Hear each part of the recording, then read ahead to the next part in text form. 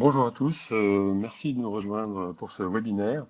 Aujourd'hui, nous abordons le sujet, donc quelle stratégie de propriété intellectuelle peut booster votre marché?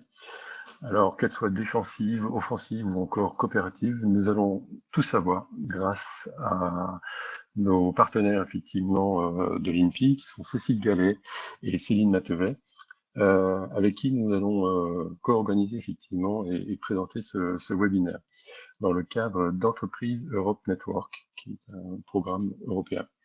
Et pour illustrer ce sujet, nous sommes ensemble avec l'entreprise eMotion, qui apportera son témoignage au travers de son cofondateur Alexandre Lagrange. Et sans plus attendre, je donne la parole à Cécile, Merci qui va se présenter. Roger.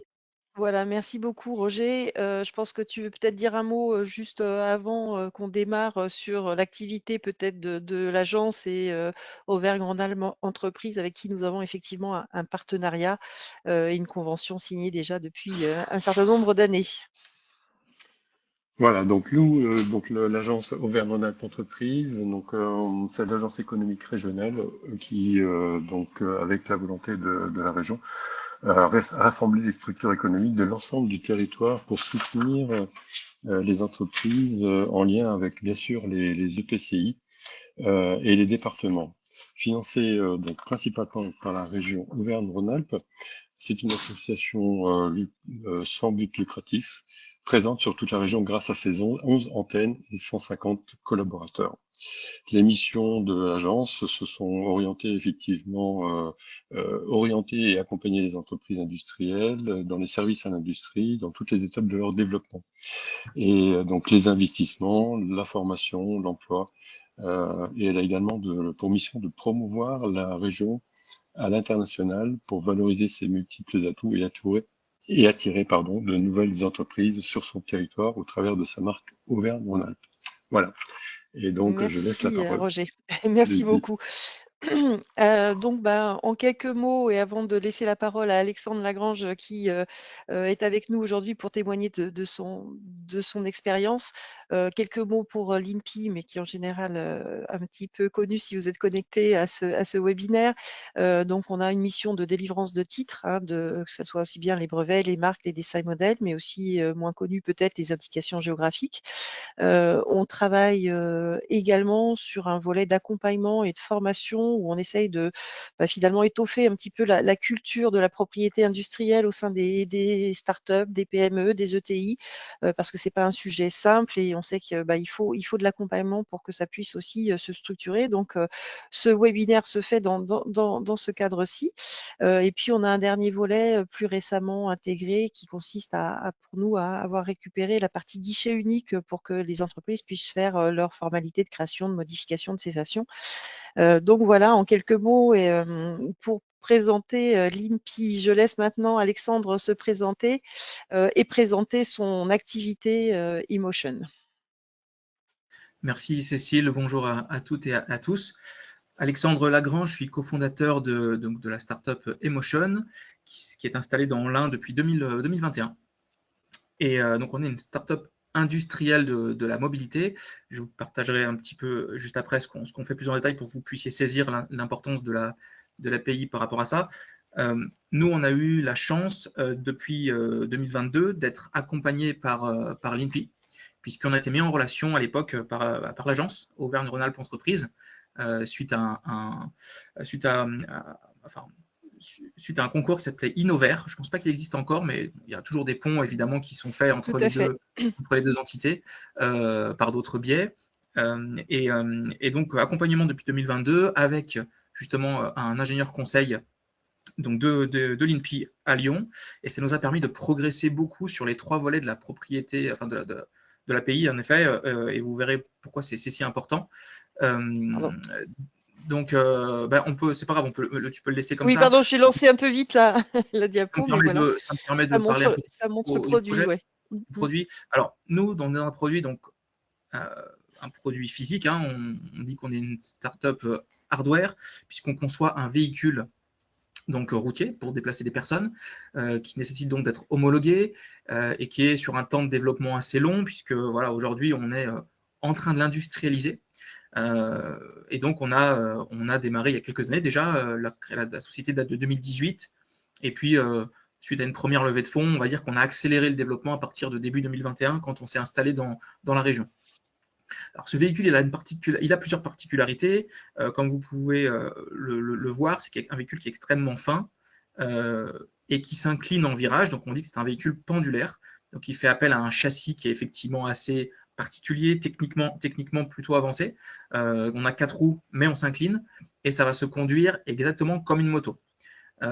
L'intérêt, c'est quoi? C'est que on va associer l'agilité de la moto, donc selon 80 cm de large, ce qui permet de faire techniquement de l'interfile, vraiment comme une moto. On est d'ailleurs dans une catégorie qui nous permet de le faire, la loi nous l'autorise sur voies rapides et autoroutes.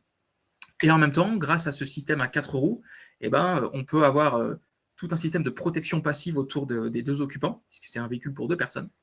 Et donc, on a la ceinture de sécurité, ce qu'on appelle des crash box qui, en cas d'accident, vous permettent de dissiper de l'énergie. Donc, on a vraiment associé avec ce produit agilité de moto et sécurité passive, voilà, d'une petite voiture.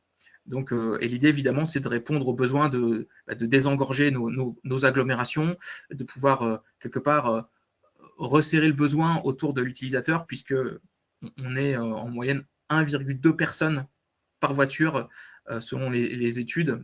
Donc, le taux d'occupation est très faible. Voilà, donc c'est un véhicule électrique qui roule à 115 km/h. C'est l'équivalent d'un super scooter urbain 500 cm3. Voilà pour le produit. Et globalement, dans ce genre de développement, Cécile, on peut avancer d'une slide si tu veux bien. On va être évidemment confronté, je dirais, aux 3 grands piliers de l'API, que sont les marques, les dessins et modèles et les brevets techniques. Puisque effectivement, en marque, on a évidemment une identité marketing à créer et ensuite à valoriser. Comme toute marque de hardware, surtout une marque nouvelle comme nous. Dans le domaine automobile, mais comme dans d'autres domaines où l'objet est physique, voire même dématérialisé, il y a tout un sujet également de protéger les créations, je dirais plutôt stylistiques. Là, en l'occurrence, c'est l'aspect extérieur du véhicule et également le design intérieur. Donc là, on va plutôt dans le domaine des dessins et modèles sur ce sujet. Et puis, évidemment, il y a toute la partie technique qui, dans un produit comme celui-ci, innovant et hardware, est extrêmement présente, avec toute la notion de protection du coup des solutions techniques qu'on est obligé d'inventer pour faire fonctionner notre véhicule. Et donc là, on parle bien sûr de brevets d'invention. Voilà, donc ce sont globalement les 3 piliers. Et ça, cette vision par pilier, c'est quelque chose typiquement qui nous a été apporté grâce au conseil de l'INPI assez tôt. On était très orienté, vous savez, comme beaucoup de startup tech, je pense, très orienté brevet à la base. Mais voilà, l'API, c'est vraiment un ensemble de ces 3 piliers et c'est extrêmement important, en tout cas de notre expérience à nous, après quelques années de travail dans ce domaine, ça nous paraît extrêmement important d'adresser les 3 piliers pour vraiment avoir une protection complète et tirer le meilleur parti de l'API. Parfait, merci Alexandre. On va en parler un petit peu plus en détail. On voulait déjà un petit peu sonder les participants pour voir, pour les personnes présentes. Je crois que Roger, tu vas nous mettre un lien dans le chat qui va vous permettre d'exprimer en quelques mots simples si pour vous, il y a des avantages à utiliser les droits de pays et qu'est-ce que ça peut générer de positif pour votre entreprise. Donc, Roger, je te laisse mettre le lien et ceux qui veulent participer, n'hésitez pas à nous mettre ces quelques retours d'expérience peut-être pour vous sur les avantages perçus réels sur cette utilisation des DPI. Je ne vois pas le lien, Roger, dans le chat, mais je pense que tu vas le... Ah si, ça y est, je le vois, parfait, super. Merci. Donc, pour parler un petit peu de cette perception de l'API, pour débuter un peu notre propos, on s'est appuyé sur une étude qui a été faite par le EIPO, qui est l'organisme finalement de l'Union européenne pour promouvoir la propriété industrielle auprès des PME. Sur cette perception, ils ont fait une enquête qui était adressée à 9 000 entreprises de toute l'Europe et dont la moitié avait dans son portefeuille de titres des brevets, des marques, des dessins et modèles, et une autre moitié qui n'avait pas fait de protection. Et il est clairement apparu qu'il y avait une incidence positive qui était perçue pour finalement, notamment de façon assez nette, l'amélioration de la réputation. Donc la propriété industrielle est un élément qui va donner de la crédibilité, et ça c'est quelque chose qui a été assez bien démontré. Et puis que les entreprises qui avaient des droits de pays étaient plus optimistes aussi sur les perspectives commerciales à long terme, parce qu'effectivement quand on veut finalement acquérir un avantage concurrentiel par rapport aux produits des concurrents, l'API est une façon de se ménager cet avantage et donc de pouvoir aussi peut-être durer plus longtemps sur un marché. Donc voilà, ça c'était un petit peu en préambule pour vous dire cette perception par les entreprises. Avant de rentrer un petit peu maintenant dans ce qu'on voulait vous transmettre, notamment comment pour pouvoir avoir une stratégie de propriété industrielle qui va coller à la stratégie de l'entreprise, comment on va construire son portefeuille de titres. Et puis en deuxième point, l'intitulé c'est s'adapter sans subir, mais c'est surtout avoir une anticipation sur certains sujets pour pouvoir justement gagner en mobilité et en agilité pour pouvoir mettre en place les bonnes actions au bon moment, justement toujours par rapport à cet environnement concurrentiel. Donc l'API est là pour servir ces sujets-là.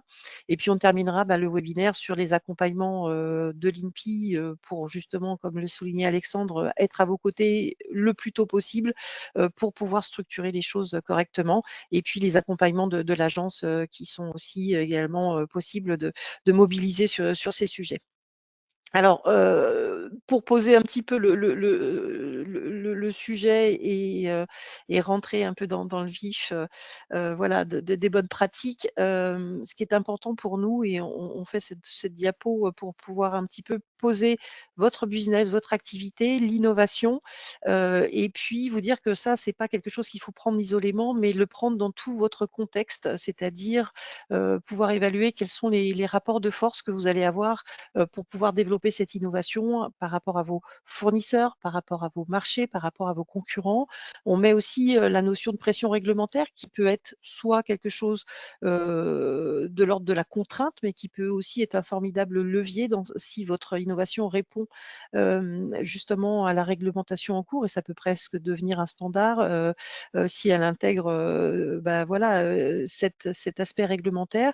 Donc, avant de rentrer plus en détail là sur la partie avantage à utiliser les outils de l'API pour finalement travailler votre stratégie d'entreprise, il faut essayer de lire l'ensemble finalement de votre écosystème et voir où vous allez pouvoir trouver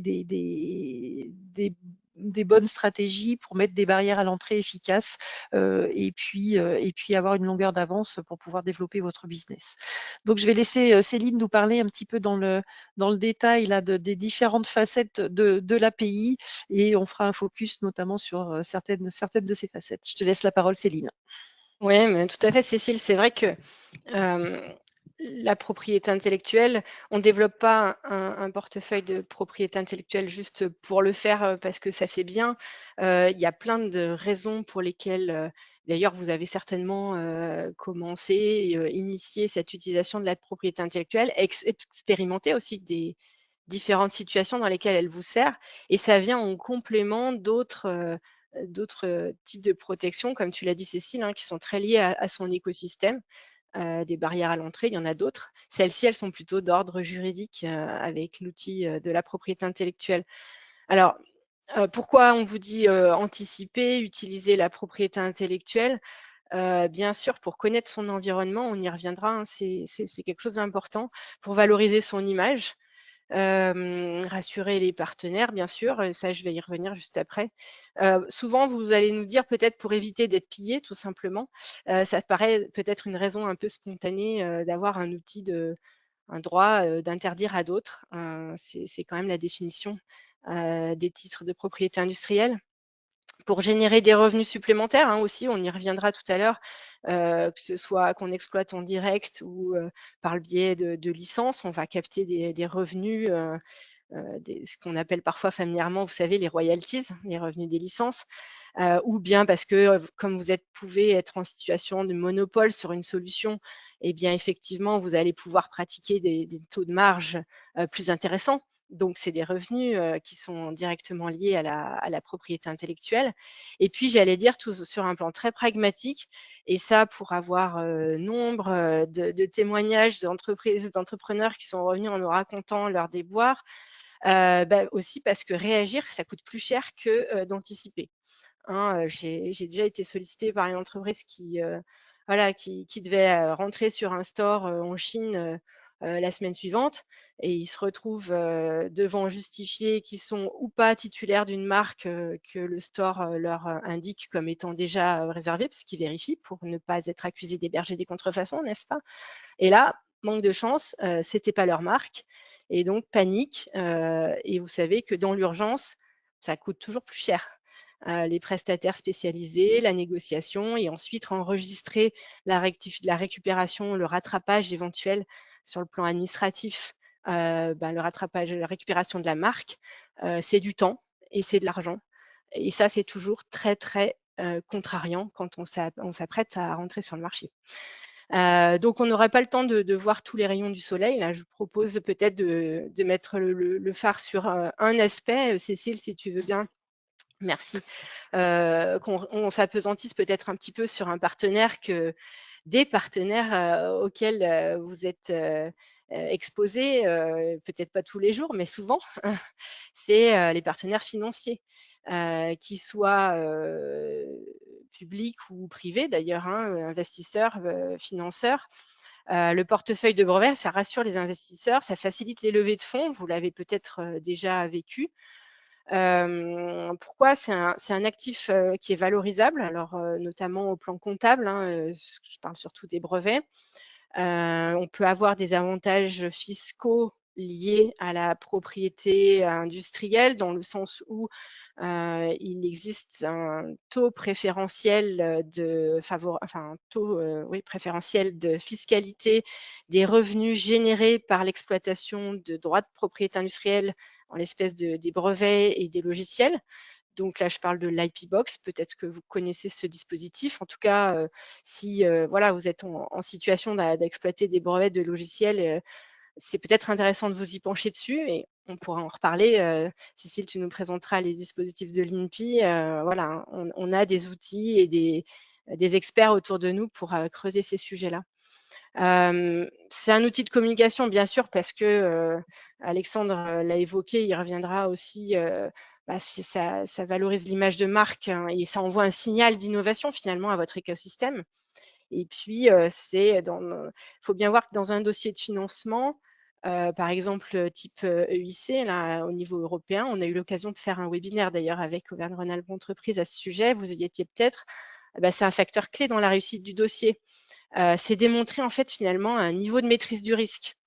Hein, finalement, ignorer la propriété intellectuelle, ça expose à des risques de litige, à des empêchements de commercialiser. Hein, si vous avez une mise en demeure d'arrêté et vous ne pouvez pas vendre, je faisais l'image de contrariété, c'est plus qu'une contrariété, hein, c'est très, très, très grave, ou bien de perte de valeur, tout simplement. Donc finalement, les investisseurs, les financeurs, ils sont attentifs à ces risques pour limiter les échecs, finalement, tout simplement. Donc en résumé, la maîtrise de la propriété intellectuelle, c'est un élément de nature à rassurer. Tout à fait. Voilà ce que, c'est ce qu'on Ouais, pouvait merci dire Céline. déjà en sélectionnant, je veux dire, une approche Ouais, par tout à fait. l'argent, Ouais, ce qui parle on à aura tout le l'occasion de monde. parler d'autres intérêts effectivement. Pour compléter ce que tu viens de dire, c'est vrai que pour structurer les choses, on a plusieurs blocs qui constituent la propriété intellectuelle. Donc, on a d'abord la propriété littéraire et artistique qui comprend les droits d'auteur et les droits voisins. Donc, ça va intéresser notamment toute l'industrie du numérique, puisque le logiciel est plus classiquement protégé par la partie droit d'auteur que parfois peut-être peut s'intégrer dans un brevet, mais plus fréquemment par la partie droit d'auteur. Ce qu'il faut retenir de cette partie propriété littéraire et artistique, c'est que contrairement au titre de propriété industrielle, on n'a pas de démarche administrative à effectuer. Par contre, pour pouvoir faire valoir ses droits sur cette création, il va falloir être en capacité à apporter la preuve de cette création, donc avoir une date certaine. Et ça, c'est des choses qui se structurent, même si ça paraît moins formalisé que de faire un dépôt auprès de, auprès de l'INPI ou auprès d'un office européen ou international de propriété industrielle. Donc attention à cette question de la preuve pour la partie droit d'auteur et droit voisin. Sur le bloc propriété industrielle, donc on parle de brevets, de marques, de dessin et modèle. Donc c'est ce que a dit Alexandre par rapport à son produit. On va avoir différentes possibilités de protection. Et souvent, ce qui est intéressant, c'est de combiner ces différents titres pour pouvoir avoir une protection efficace, et que ça soit sur la partie esthétique, sur le nom qu'on s'est choisi pour communiquer, ou sur la partie technique, donc solution technique à problème technique. Et puis, on a des droits spécifiques qui sont liés là au droit, au savoir-faire, aux bases de données, au nom de domaine. Donc, tout ça, c'est un petit peu cette boîte à outils et la diapo qui vient tout de suite après, et surtout celle d'Alexandre qui va suivre, c'est pour vous montrer que sur un produit qui peut paraître assez simple, là, ici, on a l'exemple d'une brosse à dents connectée, on peut avoir différents titres de propriété industrielle qui vont permettre de constituer une protection efficace à la fois sur le nom, on va avoir la marque, le nom en tant que tel, le logo, éventuellement le signe graphique qui vient identifier le produit sur les rayons, voilà, pour pouvoir voilà, savoir vers quelle entreprise on se dirige quand on achète ce produit. On a la partie secret sur les savoir-faire, les procédés de fabrication, point très important mais parfois difficile à maîtriser, et aussi bien par rapport aux salariés en interne que vis-à-vis des clients ou des partenaires. Donc c'est quelque chose sur lequel il faut avoir une attention assez soutenue. Le brevet, comme je le disais à l'instant, qui est là pour finalement protéger les solutions techniques apportées à un problème technique donné. Donc ça, c'est souvent un élément assez important et assez mobilisant aussi sur les ressources à y consacrer. Et puis le dessin modèle sur la partie apparence, look, voilà, style du produit, qui va pouvoir donner aussi finalement une protection de plus. Et sur la partie application, on voit qu'on a aussi les bases de données qui peuvent constituer quelque chose d'un actif qui peut être intéressant aussi à protéger.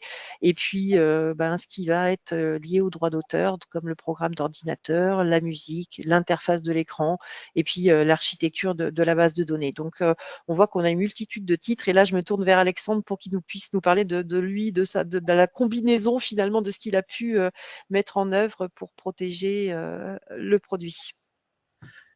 Oui, merci Cécile. Alors, en effet, sur la propriété, tout ce qui est industriel, donc dessin et modèle, marque et brevet, si on se projette avec un véhicule, finalement, effectivement, on a besoin de ces trois piliers. On pense souvent rapidement, pour le monde du véhicule en général, on pense tout de suite au design parce que c'est un des éléments clés de différenciation dans le milieu automobile. On sait que sur certaines études, il peut y avoir 80% de l'acte de décision d'achat qui est lié au fait que le véhicule, stylistiquement, il plaise à l'acheteur. Donc ça, c'est un élément important. Et là, effectivement, il y a tout un pan qui est intéressant. On peut protéger au niveau français, au niveau européen et au-delà des dessins et modèles. Mon retour d'expérience là-dessus, notre retour d'expérience, c'est que c'est quelque chose qui est assez peu onéreux finalement de déposer dessins et modèles. On parle potentiellement de quelques centaines d'euros, moins d'un millier d'euros en tout cas pour ce qui nous a été le cas. Nous, dans notre cas, on est passé directement avec notre conseil par l'EUIPO, donc c'est le pendant européen dont Cécile et Céline parlaient tout à l'heure. C'est l'Office européen de protection de la protection intellectuelle et industrielle. On a donc, c'est intéressant parce que ça fait quelque part un portail unique pour tout de suite, si vos stratégies le nécessitent, se protéger sur l'ensemble des pays membres de l'Union. Donc, c'est quand même intéressant. Après, la limite qu'on peut y voir, il faut être lucide aussi sur ce que ça apporte comme protection. êtes dans le domaine du design, tout ce qui est stylistique et autres, on le voit bien entre les différentes marques de voitures, on commence à voir arriver je sais pas, un type de LED sous les phares et après toutes les autres marques le reprennent progressivement. Donc il y a beaucoup d'inspiration, je dirais, entre les marques. Et voilà, en termes de protection réelle, efficace, ça peut être assez compliqué, on en a conscience, de défendre des éléments stylistiques, à moins que les dessins et modèles soient vraiment très proches les uns des autres. Mais je dirais que là-dessus, pour un investissement qui est somme toute modéré, ça vous permet d'ajouter un actif finalement à votre portefeuille de propriété industrielle qui n'est pas négligeable et vraiment, encore une fois, qui a un coût très raisonnable. Donc voilà, avec la possibilité. Oui, avec la possibilité de communiquer sur le fait que c'est un modèle déposé, enfin voilà, qui fait aussi dans l'esprit des concurrents un frein peut-être à la copie aussi. Tout à fait. Si vous avez quelque chose de secret à ce stade, sachez qu'il y a aussi la possibilité, on y avait fait appel, il y a une fonction qui permet de retarder de quelques mois la publication du dépôt. Vous êtes protégé, mais le dessin, le style, le design, ce que vous voulez, n'est pas divulgué, on va dire, avant plusieurs mois. Je crois que c'est 6 mois la fenêtre de décalage. Donc ça peut être intéressant si vous préparez quelque chose, on va dire, dans le secret avant de le dévoiler. Ensuite, sur les marques, évidemment, donc là, marque verbale, semi-verbale. Alors bon, ça, c'est pour rentrer dans le détail, vous pourrez vous rapprocher de l'INPI si vous n'êtes pas tout à fait au courant de ce genre de détails-là. Mais globalement, c'est pareil, il y a finalement un coût qui, je trouve, reste assez mesuré, qui est probablement un peu similaire à celui des dessins et modèles pour le dépôt. Il y a plus d'enjeux, du coup, de disponibilité, surtout sur les marques verbales. Donc, je dirais effectivement, ça dépend dans quelle situation vous êtes, PME bien établie ou start-up ou autre, mais mon conseil là, ce serait de veiller quand même à la disponibilité des marques en faisant au moins une recherche par balayage, voilà, sur les outils qui sont à disposition gratuitement en ligne. Ça, c'est vraiment important. Et puis évidemment, pour les brevets, donc le troisième pilier, là, on est quelque chose qui est beaucoup plus lourd par contre. Voilà, donc dans le dépôt, la rédaction, le retour que je peux vous partager sur ce qu'on a déposé, on va être de l'ordre de quand même plusieurs milliers d'euros pour le faire rédiger par un cabinet, 4-5 000 euros. Et après, ça c'est sans compter les annuités selon les territoires où on voudrait l'étendre. Donc c'est vraiment à réfléchir. Celui-là, il faut trouver le bon équilibre entre ce qu'on brevette pour faire de l'actif, pour montrer aussi qu'on est là, on va dire l'écosystème, et puis l'équivalent, et puis donc le pendant avec le secret. Qu'est-ce qu'on garde secret pour le coup, qui nous protège aussi, si le secret est bien gardé, qui nous protège potentiellement bien, mais qui va coûter effectivement beaucoup moins cher en protection. Voilà pour cette slide, Cécile. Et si on devait garder quelques bonnes pratiques. Alors ça, c'est notre retour d'expérience. Alors on n'est pas des experts, on n'a que quelques années d'expérience là-dedans, mais en tout cas, ce que je peux vous partager à un autre niveau qui m'a semblé intéressant, c'est que sur l'API, c'est quand même important, déjà ne serait-ce que pour un niveau de crédibilité, et puis on ne sait jamais de quoi l'avenir est fait, de signer des accords de confidentialité, NDA, avant de partager les infos. C'est très répandu dans l'automobile, donc pour nous, c'était assez rapidement évident, mais néanmoins, même si ce n'est pas le cas dans votre domaine, réfléchissez-y. Tout ce qui est marque et nom de domaine, vraiment à déposer au plus vite quand vous avez le besoin, l'idée ou autre, parce que si c'est pas dispo, comme disait Cécile, ça peut vite devenir un gros souci. Et un dernier point, on pourrait y revenir après si on a le temps, mais c'est de voir les aspects positifs de l'API. Donc on a dit que ça crée effectivement de la valeur pour la boîte. Donc si vous êtes dans des phases de levée de fonds comme une startup ou j'en sais rien, de rachat ou même de déclencher un partenariat important, commercial, ça peut être important et c'est important de pouvoir démontrer que vous avez des actifs qui légitiment quelque part votre activité. Donc les titres de pays, dans ce sens-là, ils sont très utiles. Et j'ajoute un dernier point qui n'est pas forcément évident, c'est que dans les bases des brevets qui sont consultables en ligne et gratuitement, en fait, si vous avez des bureaux d'études dans vos entreprises, c'est une mine d'or d'informations. Et donc, il y a la majorité des brevets en fait sont dans le domaine public aujourd'hui. Ils ont plus de 20 ans ou alors leurs annuités n'ont pas été payées. Et donc, il y a énormément de savoir-faire, de choses intéressantes à récupérer, en fait, sur lesquelles s'inspirer, qui sont disponibles gratuitement dans les bases brevets pour un peu qu'on sache un peu les utiliser. Merci Alexandre pour ce retour. Effectivement, c'est intéressant et c'est vrai que l'API comme source d'inspiration, c'est aussi un des axes qui est important, qui peut prendre du temps parfois des fois à mettre en œuvre dans l'entreprise, mais c'est souvent par contre un retour sur de la connaissance et des technologies qui sont effectivement parfois appropriables. Donc ça peut être effectivement quelque chose de très intéressant. Alors, quand on est voilà, sur la propriété industrielle, on part souvent d'une base un petit peu franco-française et ensuite on essaye d'étendre son périmètre et selon sa stratégie, on va le faire soit directement, soit indirectement. Et pour pouvoir être un petit peu sécurisé, il faut là aussi effectuer des démarches. Donc, Céline, est-ce que tu peux nous en dire un petit peu plus sur cette partie protection à l'international? Ouais, tu as raison, c'est intimement lié à la stratégie. Et d'ailleurs, Alexandre l'a évoqué, hein, l'idée en parlant des annuités, de la dimension internationale du portefeuille, du titre.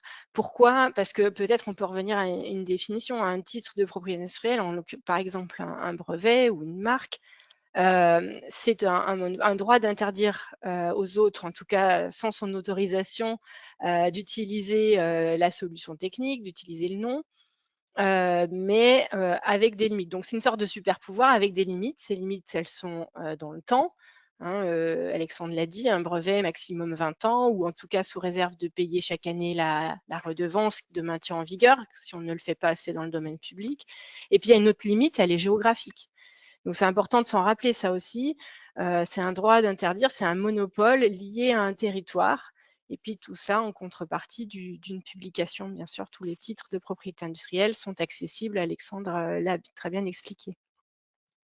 Et donc, va se poser la question, dans un délai que nous donne la loi sur la propriété intellectuelle, qui est le même partout pour le coup, ce délai, c'est de décider si on veut avoir ce monopole dans son pays d'origine, comme tu l'as dit Cécile, pour commencer, puis ensuite dans un certain nombre d'autres territoires. On a plusieurs moyen de faire ça. Mais comme l'a dit Alexandre, et, de toute façon, on se fait accompagner, donc il y a des spécialistes pour gérer ces mécanismes.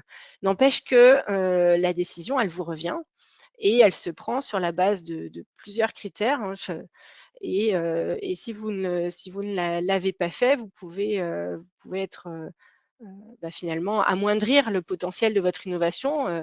Dans le domaine du transport, par exemple, qui est celui d'Alexandre, si votre technologie elle est intégrée dans celle d'un partenaire, hein, un grand constructeur par exemple, lui son marché il est mondial, ses concurrents ils sont dans les différentes grandes plages géographiques du monde. Donc intégrer votre technologie même brevetée, qui sera la raison pour laquelle il vous aura sélectionné, il ne le fera qu'à condition que le brevet soit protégé dans les pays où lui, il est présent, parce que sinon, ça lui met une vulnérabilité dans son produit intégré qu'il ne peut pas tolérer. Donc, typiquement, la géographie, le périmètre de protection de votre invention va pouvoir aussi avoir une conséquence sur la capacité ou pas de signer des partenariats, de ralentir vos concurrents, de sécuriser vos parts de marché. Je prendrai l'expérience de Webdin, qui est une petite PME française, francilienne. L'exemple est public, hein, qui fournit des composants matériels et logiciels pour des réseaux complexes. Et donc, ils savaient dès le départ qu'ils ne développeraient pas un portefeuille gigantesque de brevets, hein, c'est pas le but. Puis il est à la frontière avec le logiciel aussi. Donc les brevets, c'est possible, mais c'est très réfléchi, on va dire, très encadré. Et en fait, il a eu un client aux États-Unis, un potentiel client qui lui a dit c'est bien gentil, mais moi j'ai un brevet. Donc vous ne pouvez pas exploiter votre brevet aux États-Unis, puis moi je ne vais pas payer plus pour avoir votre super solution parce que elle est brevetée, parce qu'en fait le brevet il est antériorisé par le mien. Et là, comment faire? Et bien finalement, comme l'entreprise, la PME française avait elle aussi un brevet, Finalement, ils se sont dit: «Bon, regardons», je vous la fais courte, mais ils ont pu négocier et réserver, chacun, les marchés pour lesquels ils étaient spécialistes et finalement collaborer et signer un accord de licence croisée qui montre que typiquement que sans, son brevet, il n'aurait pas été en position, de force de la même façon, pour négocier avec ce partenaire, commercial et heu et très probablement, voilà, se serait incliné. Alors que finalement, quand on a un titre, on peut le faire valoir, pas forcément au tribunal, hein. C'est pas la finalité qui est la plus courante, mais c'est un moyen de peser dans les relations, de négocier et ça s'anticipe.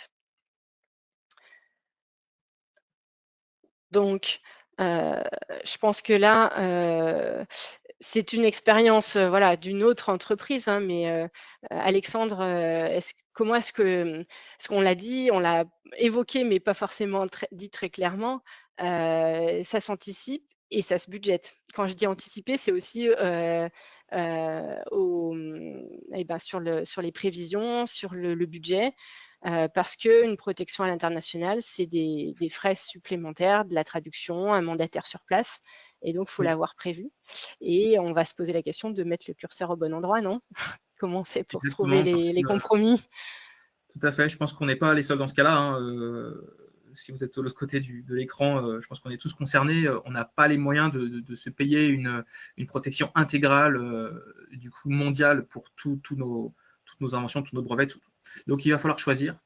Euh, Typiquement, l'idée, c'est de se dire, voilà, de revenir un peu aux besoins, de savoir pourquoi on souhaite protéger. Donc, est-ce que c'est pour valoriser l'API? Est-ce que c'est pour dans un marché particulier avec un partenaire particulier? Est-ce que le but, c'est sinon de verrouiller des marchés? Et là, une technique qui est souvent, en tout cas qu'on nous avait expliqué et qui était souvent mise en œuvre et qui était assez intéressante, par exemple pour les brevets, effectivement, les brevets deviennent vite extrêmement chers en annuité dans les différents pays dans lesquels on veut protéger. Et une technique courante, c'est typiquement de dire sur le continent, mettons européen, où j'ai un des marchés, on va identifier là où les quelques pays clés qui, s'ils sont bloqués, enfin verrouillés et protégés, à eux seuls, globalement, pourraient décourager l'entrée sur ce marché-là des concurrents. Euh, Mettons que, je sais pas, je dis pour une bêtise, mais que pour tel marché donné, dans votre marché, l'Allemagne, à elle seule, représente, je sais pas, 40% du marché et le reste est éclaté dans tout un tas d'autres pays. Bon, ça peut probablement valoir le coup de se pencher sur le fait de protéger d'abord en Allemagne, éventuellement dans un ou deux autres pays, et que ça suffise finalement à offrir un bon niveau de protection sur votre marché sans avoir à faire la démarche. Alors, l'exemple permet aussi de parler des nouvelles méthodes là, de protection. Aujourd'hui, il y a des brevets qui sont pour le coup européens. Enfin, il y a une démarche qui est unifiée au niveau européen. Euh, mais néanmoins, voilà, ce genre de réflexion reste importante et valable, c'est-à-dire on ne peut pas se permettre de tout faire. Par contre, peut-être que des fois, un ou deux pays bien choisis peut faire le job pour avoir une efficacité, on va dire, au coût le plus optimisé possible. Donc voilà, pensez à ça, à regarder ça. Et puis effectivement, l'INPI pourra également vous renseigner sur ces démarches unifiées là, qui permettent typiquement de déposer des brevets de manière beaucoup plus simple qu'auparavant grâce à ces nouveaux process de manière centralisée. Voilà ce qu'on pouvait dire, mais effectivement, c'est toujours une question de compromis. Et je dirais qu'à minima, se poser la question, c'est quand même la première étape. Parce qu'on peut Tout à vite être fait. découragé par le fait que, au global, pour être sur une protection globale, en effet, ce serait un coût probablement prohibitif pour la grande majorité d'entre nous. Oui, bah, je pense que pour l'ensemble des entreprises, c'est vrai que de toute façon, on n'a pas forcément une protection mondiale possible, mais effectivement, des territoires qui peuvent, devenir finalement très coûteux. C'est vrai que certains marchés sont plus difficiles à atteindre que d'autres aussi, mais ce qui est important, c'est vraiment de faire coller ça avec sa stratégie et ça nous permet de faire la transition sur le côté s'adapter sans subir, c'est-à-dire que, il faut absolument être en capacité de prévoir, parce que si la ligne, budgétaire budgétaire n'est pas fixé, bah, c'est vrai que ça ne laisse pas de moyens d'action quand les dépenses arrivent.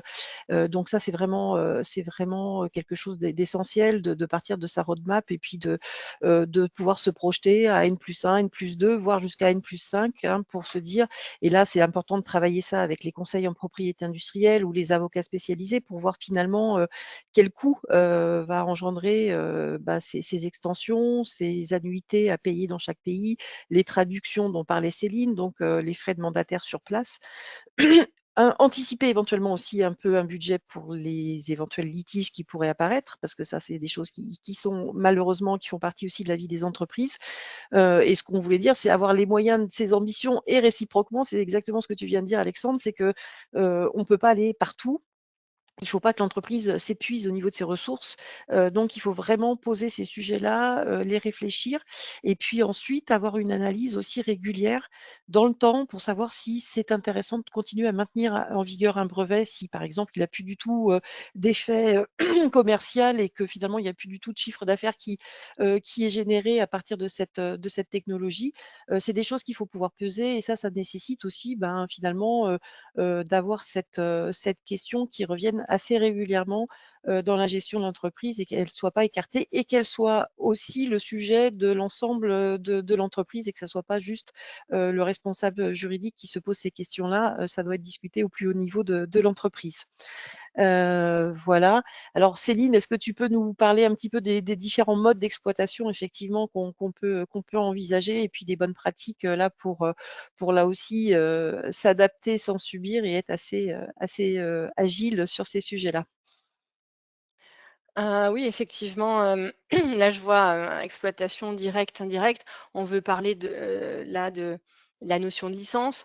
Il y a 2 choses. Soit votre propriété intellectuelle, elle est implémentée, elle est embarquée directement dans vos produits et c'est ce qu'on appellerait une exploitation directe, hein. Vous exploitez, vous-même, votre propriété intellectuelle en développant et fabriquant, vendant vos produits. Soit, vous mettez au point une technologie qui va, derrière être, intégrée et poursuivie, développée, industrialisée, par un partenaire. Par exemple, si vous êtes une biotech, vous savez, depuis le départ que ce que vous allez vendre finalement, c'est, un portefeuille de brevets, c'est une molécule brevetée, et puis derrière le process des tests et la fabrication de médicaments sera, reprise, et puis enfin arrivera sur le marché, par l'intermédiaire d'une big pharma. Mais, au départ, la start-up, la biotech, elle, finalement, elle construit de la propriété intellectuelle et c'est ça qu'elle va vendre finalement. Donc, c'est, par le biais de licences qu'elle aura, ses revenus. Donc déjà, ça ferait que ça fait, ça fait 2 exploitations différentes et qui peuvent avoir une conséquence, hein, sur la façon de construire le portefeuille. Par exemple, c'est intéressant de le dire, aussi, de le construire ça avec votre conseil en propriété industrielle qui est votre, allié précieux pour, heu, accompagner votre stratégie de propriété industrielle. On n'écrira pas forcément le ou les mêmes brevets si, vous allez fabriquer et vendre un produit et si vous avez comme enjeu d'être capable de démontrer que le brevet est contrefait. Donc que les revendications de votre brevet sont reproduites dans le produit, concurrent.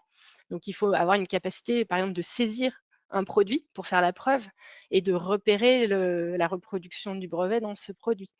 Et à l'inverse, si vous savez que vous allez travailler avec des partenaires, qui vont exploiter votre brevet en licence, eh bien rédiger, un brevet et les revendications du brevet, même si théoriquement on peut avoir plusieurs licenciés sur différentes applications, différentes revendications, tout ça se découpe grâce à la magie du contrat qui est très, très modulable finalement, très paramétrable.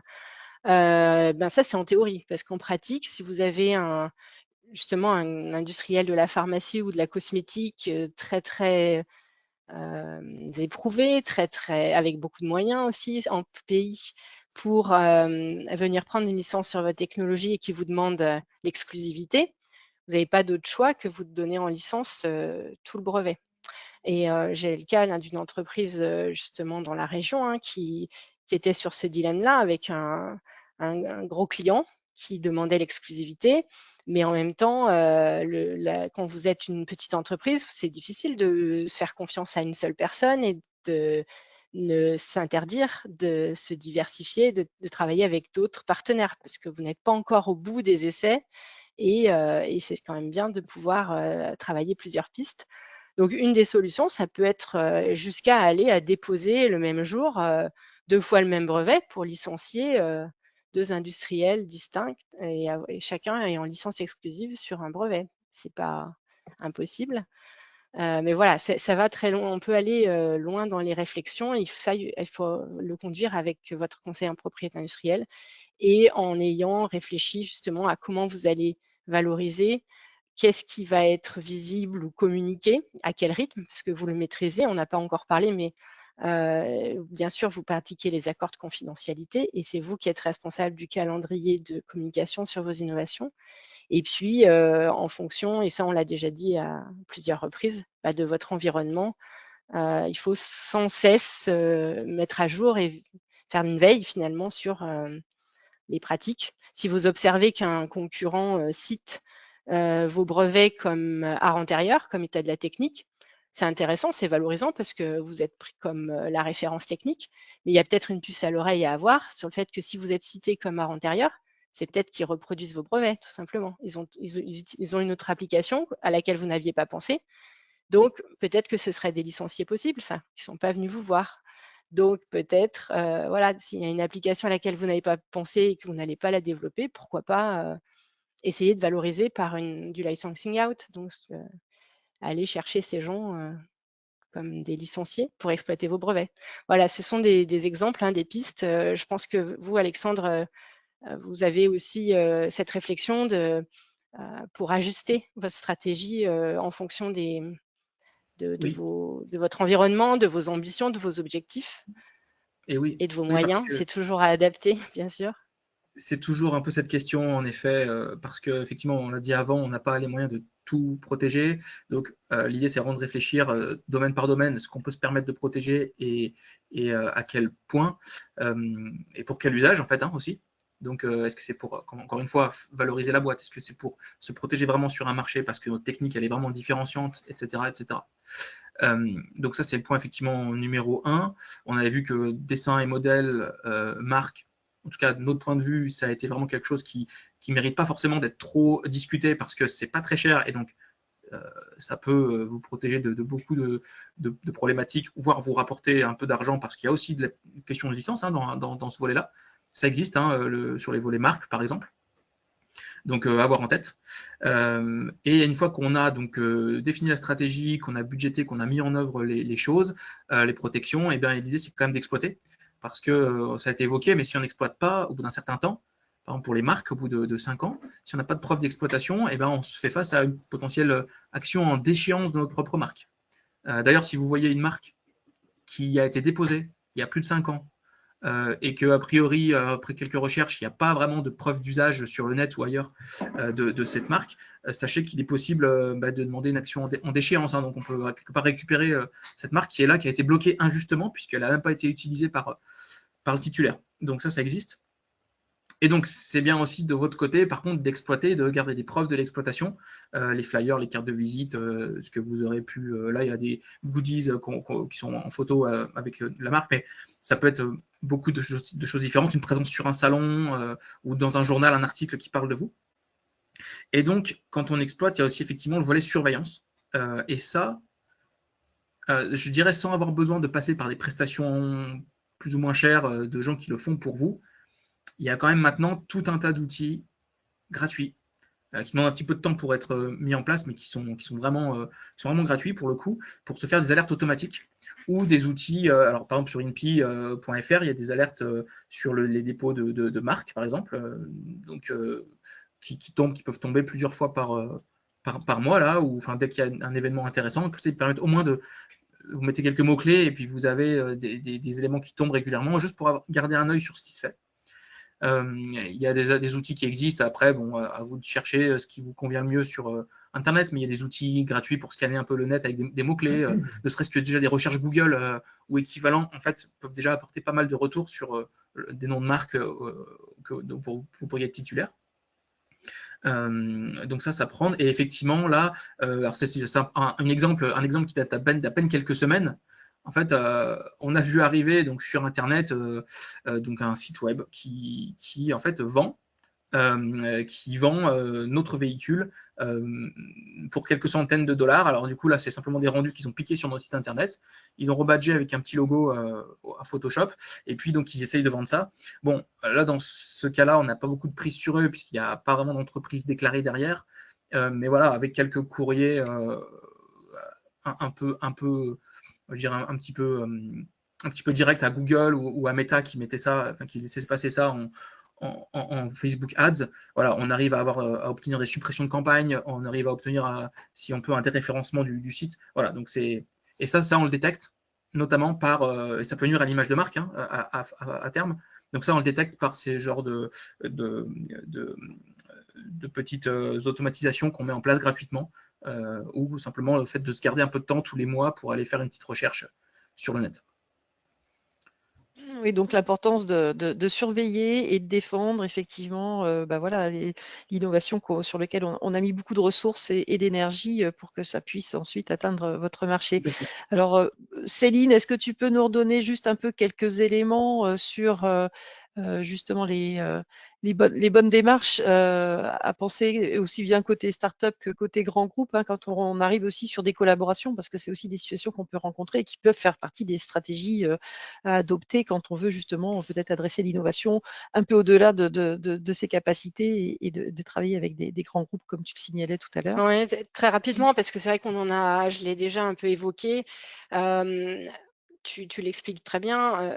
En fait, l'idée, c'est de se dire, c'est pas se mettre des bâtons dans les roues du cadre qui va vous ralentir, c'est plutôt de se dire, voyons des deux côtés des partenaires, c'est structurant, c'est plus clair et c'est surtout sécurisant pour les relations. Et en fait, les deux partenaires, les trois, dans un consortium, il y en a même plus, ont à y gagner sur la clarté de ce qui est apporté dans la collaboration, qui était disponible avant, qui est l'API propre, sur ce qui va être créé ensemble, sur les moyens, la façon de suivre un peu le volet financier également.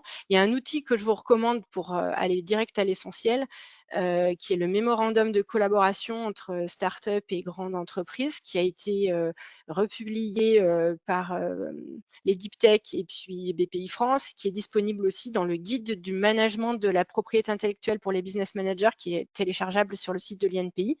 Vous avez un cadre, tout simplement une trame, donc c'est très très aidant pour structurer finalement les discussions avant, pendant le contrat de collaboration. Et toutes les parties ont à y gagner d'en parler, de mettre les choses clairement sur la table et d'avancer au plus clair de ses intentions et de ses innovations en stock et à venir.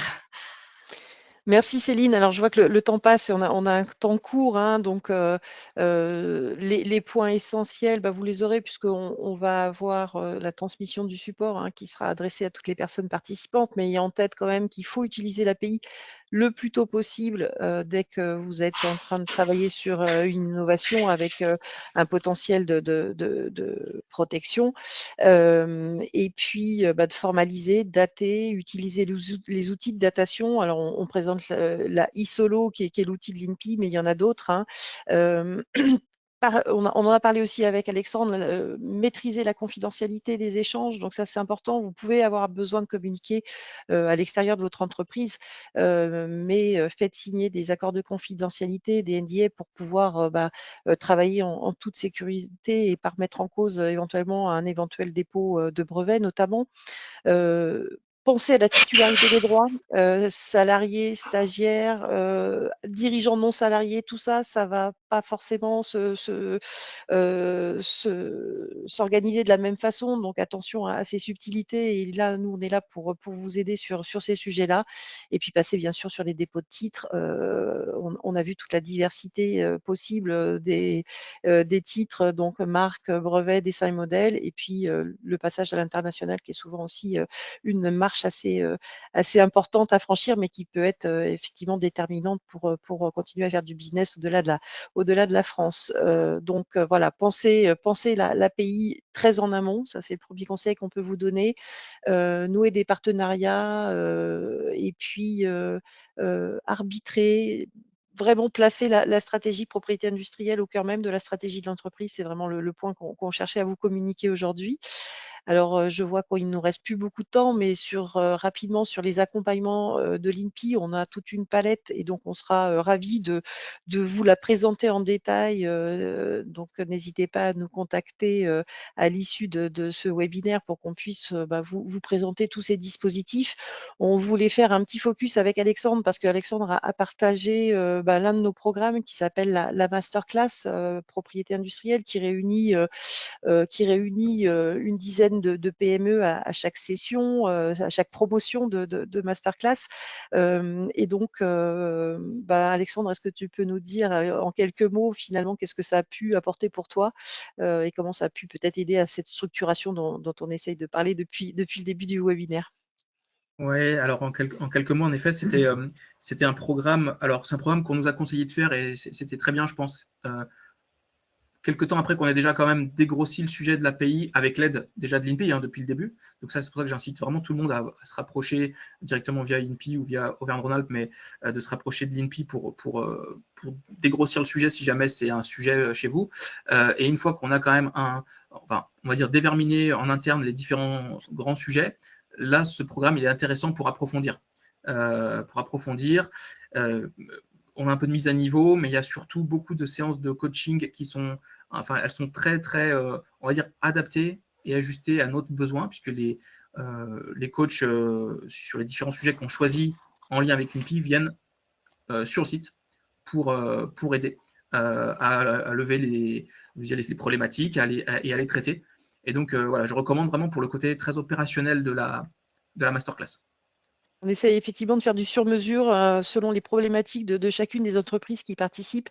Donc, effectivement, des journées collectives, mais surtout de l'accompagnement après individualisé où on essaye d'essayer de faire monter en compétence sur les sujets qui ne sont pas encore forcément complètement maîtrisés en faisant intervenir des coachs qui peuvent être des conseils en propriété industrielle, des avocats, des gens qui ont des spécialités sur l'innovation et qui vont apporter de la valeur ajoutée pour l'entreprise qui se structure sur ces sujets. Alors, je vois qu'il nous reste peu de temps, je passe assez vite. Bon, voilà, n'hésitez pas à contacter l'INPI sur les différentes possibilités de vous aider. On a aussi un réseau à l'international, donc on peut aussi vous donner des contacts. Vous aurez tous ces éléments-là.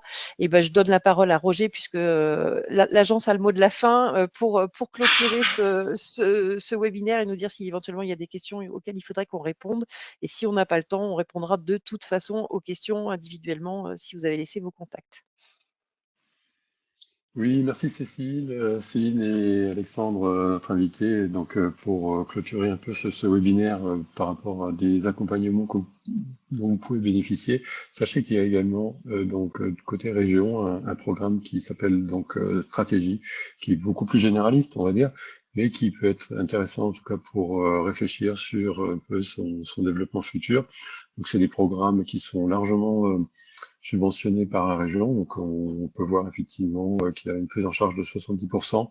Et c'est là pour le cas en ce qui concerne la stratégie, un programme qui est accompagné par le MEDEF. Et vous pouvez effectivement le retrouver sur le site de la région. Je vous enverrai le lien dans le chat de manière générale avec tous les autres dispositifs, mais donc c'est vraiment intéressant pour les entreprises qui souhaitent prendre un peu de recul et aussi se projeter sur leur avenir. Voilà. Donc oui, Cécile. Non, c'est bon, merci Roger. Je ne sais pas si tu as quelques questions pour terminer. J'affiche nos contacts aussi également, mais ça sera de toute façon transmis. Sur le support, vous aurez nos contacts, donc il ne faut pas hésiter à revenir vers nous pour discuter de ces sujets. Je ne sais pas s'il y avait des questions ou pas, Roger, qui ont Alors, pas de émergé. questions en particulier, sachant que les gens peuvent éventuellement me faire signe par le message ou par une réaction sur le webinaire pour qu'on puisse leur donner la parole s'ils le souhaitent. ou même voilà, les montrer en visio s'ils le souhaitent encore. Mais pour l'instant, tout a été clair, visiblement, il y a pas eu de questions particulières. Parfait, ben, merci en tout cas pour nous laisser cet espace pour parler de la propriété industrielle aux entreprises de la région. Un grand merci Alexandre d'être venu nous donner ton éclairage de start-up, de PME qui voilà, utilise l'API voilà, de façon ajustée à son business model et à son fonctionnement. Donc, grand merci pour ton témoignage et puis merci Céline d'être venue aussi à nos côtés nous éclairer sur ces différentes facettes de la propriété industrielle. Merci à vous. Merci à tous. Et si, comme Alexandre, vous voulez Merci. travailler votre stratégie de pays, le prochain groupe, la session Masterclass à Lyon démarre en mars prochain. Donc, n'hésitez pas à prendre contact, on peut en parler. Voilà, merci à tous et à très bientôt. Bonne journée. Merci et puis Bonne à journée. bientôt. Au revoir, bonne journée. Au Au revoir. revoir. Au revoir.